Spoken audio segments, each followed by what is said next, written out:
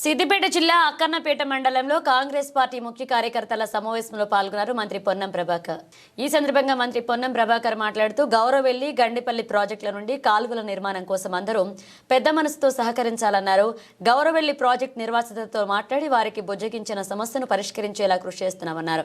గౌరవెల్లి ప్రాజెక్టులో నీళ్లు నింపడం, కాలువల నిర్మాణం, భూ నిర్వాసితుల సమస్యల పరిష్కారం మార్చి తర్వాత చేద్దామని మంత్రి ఉత్తమ్ కుమార్ రెడ్డి హామీ ఇచ్చారు.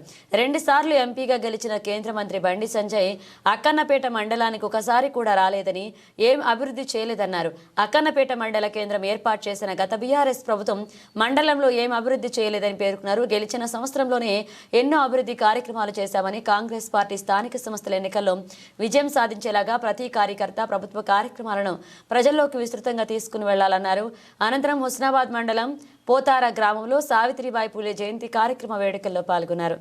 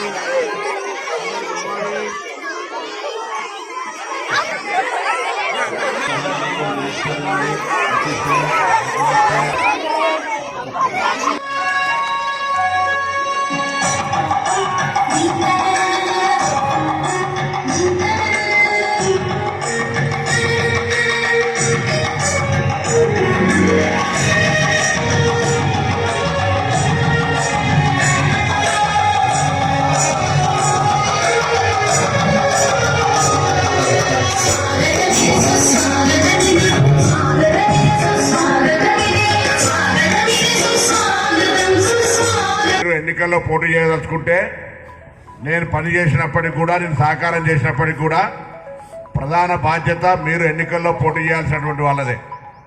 కాబట్టి దానికి తయారు కమ్మని, రిజర్వేషన్లకు అనుగుణంగా అందరూ కూడా ముందు ఏమొస్తుందో ఐడియా లేదు కాబట్టి గట్టిగా కలిసి మండలంలో కాంగ్రెస్ పార్టీకి సంబంధించినటువంటి కార్యక్రమాలను ప్రజల దగ్గర దాకా తీసుకుపోయేటువంటి విధంగా ఒక గట్టిగా మూటిగా ఉంటే తప్పకుండా మనం ఇక్కడ జెండా ఎగిరేస్తాం. మనం తప్పకుండా మీరు అందరూ ప్రజాప్రతినిధులు అవుతాం.